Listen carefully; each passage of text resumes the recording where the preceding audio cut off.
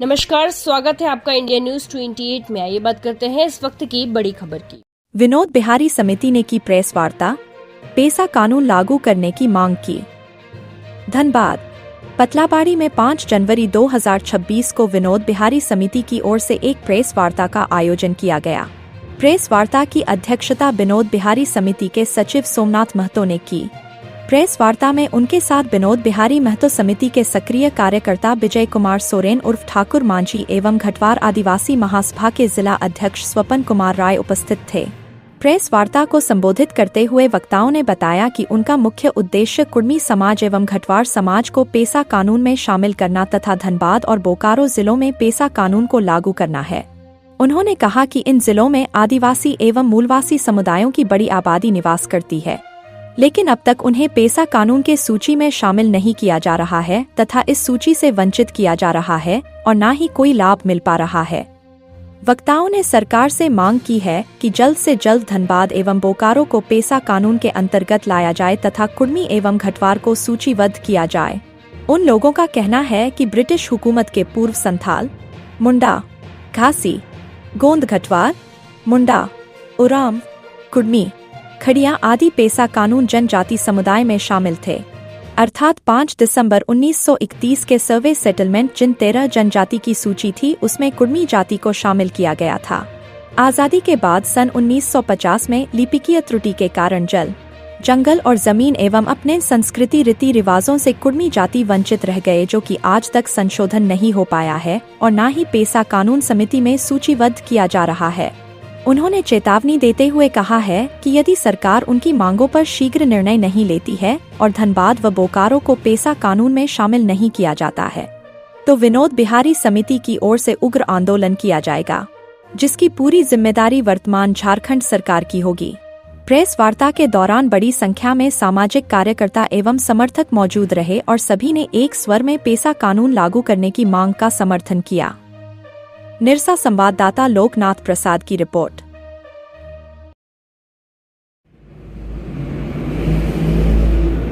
आज जो आपका प्रेस कॉन्फ्रेंस का ये उद्देश्य है पेसा कानून के त्रुटियों के विषय में, इसमें आप क्या कहना चाहेंगे?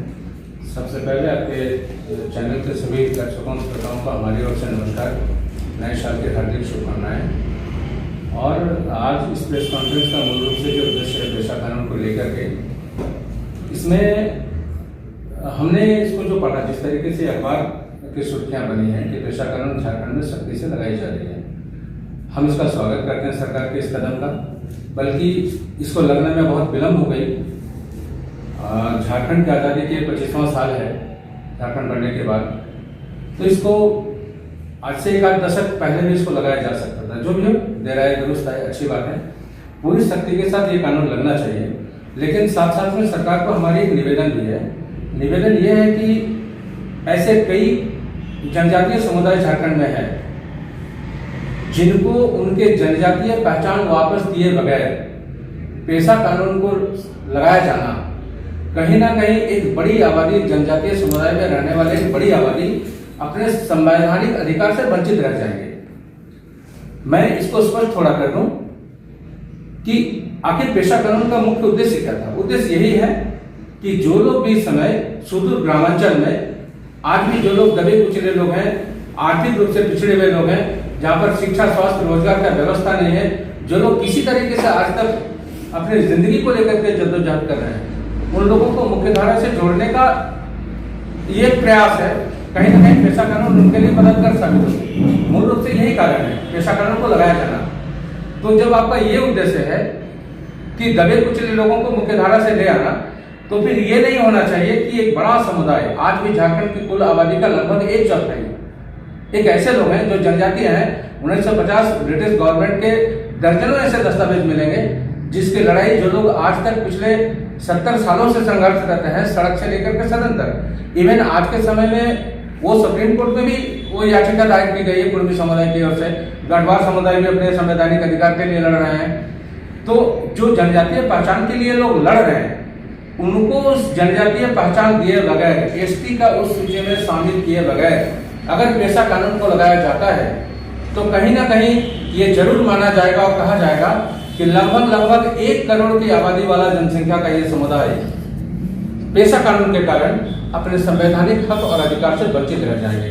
सरकार को, राज्य सरकार को, केंद्र सरकार को, इनसे संबंधित सभी विभागीय अधिकारियों को इस विषय की संवेदनशीलता को समझना चाहिए और ये प्रयास करना चाहिए कि जितना जल्द हो सके कुड़मी हो, घटवार हो, इन समुदायों को जनजातीय समुदाय की पहचान दें और पेशा कानून के अंतर्गत इनको शामिल करें। पेशा कानून के तहत सारी सुविधाएं इनको भी मुहैया हो सके, ये जरूर होना चाहिए। बताइए क्या पेशा कानून क्या? देखिए, इस चैनल के माध्यम से झारखंड वासी के साथ साथ आप सभी पत्रकार, इलेक्ट्रॉनिक मीडिया, हमारे ओर से विनोद बिहारी विचार मंच की ओर से सबको धन्यवाद पेश करता हूँ। पेशा कानून अभी फिलहाल में लागू हुए हैं, इसको हमने ठीक से स्टार्ट ही नहीं किया है, इसलिए ज़्यादा इसमें तो नहीं जाएंगे, लेकिन इतना जरूर करेंगे कि धनबाद और बोकारो पेशा कानून से अलग किया है, इसमें यहाँ लागू नहीं किया, इसको माइनस करके रखा है। हमारा कहना है कारण क्या है, क्या ठीक है आदिवासियों के लिए क्या है, बाकी आदमी को अभी जोड़ने घटाने का बात है, वो बात अलग है, लेकिन यहाँ आदिवासी क्या धनबाद और बोकारो में आदिवासी नहीं है? क्या यहाँ आदिवासी पर जमीन, यहाँ किसको माफिया बोलिएगा? सरकार भी माफिया है।